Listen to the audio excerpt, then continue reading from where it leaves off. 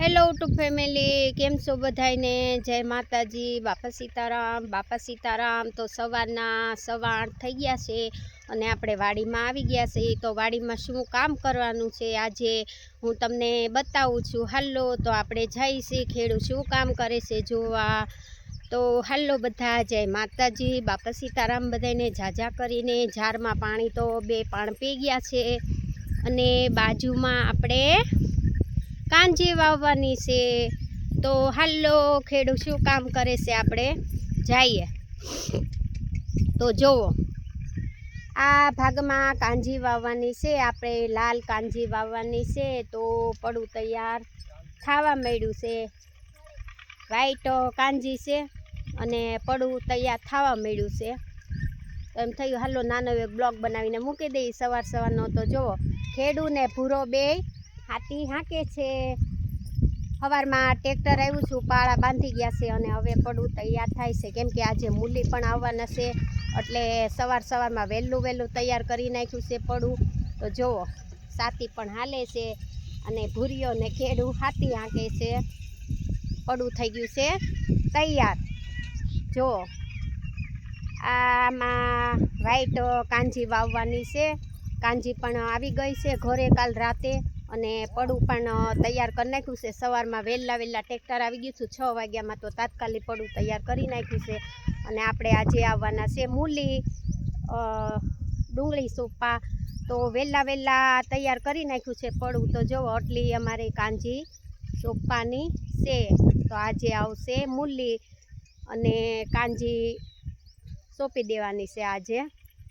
તો હાલો, કેટલી કાંજી છે આપણે જોઈ આવી. બહુ ઝાઝી નથી, થોડીક જ સોંપવાની છે અને વ્હાઈટ કાંજી છે, વ્હાઈટ સોંપવાની છે. કેમ કે ચોમાસામાં લાવ્યા હતા પણ બહુ માવઠું થયું ને, તો કાંજી બધી સોંપવાની તો ઘણી બધી, પણ બધી બગડી ગઈ છે. એમાંથી વધતા આટલી જ કાંજી રહી છે. બોલો, કેટલી બધી કાંજી લાવ્યા હતા પણ માવઠાએ હેરાન કરી દીધા. એમાં કાંજી બધી બગડી ગઈ છે બી. તો જુઓ, આટલી કાંજી છે. આટલી કાંજી આપણે સોંપવાની છે. તો આજે આવવાના છે મૂલી. તો આટલી કાંજી સોંપી દઈશું. આ છે વ્હાઈટ કાંજીનું બી.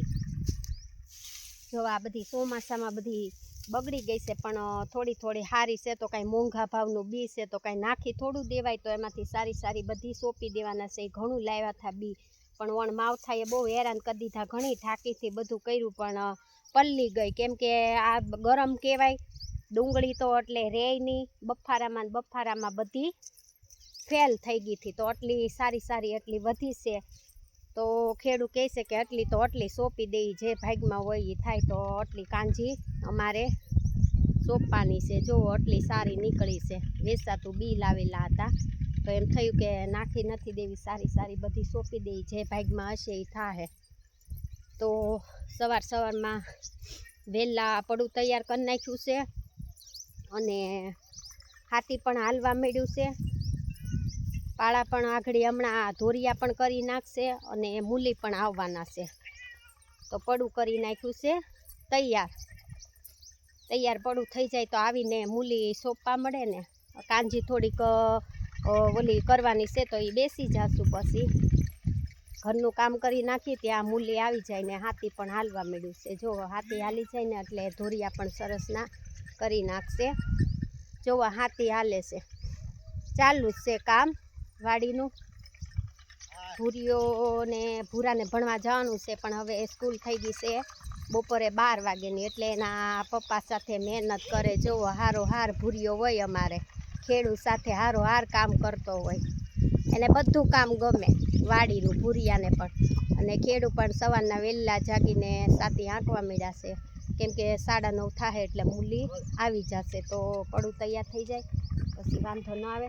અને મારો મોરલી ને મારો વઢુ પણ વહેલા જાગી ગયા છે. જો હાથીએ જૂતી ગયા છે મારો વઢુ અને મારો મોરલી પણ. જો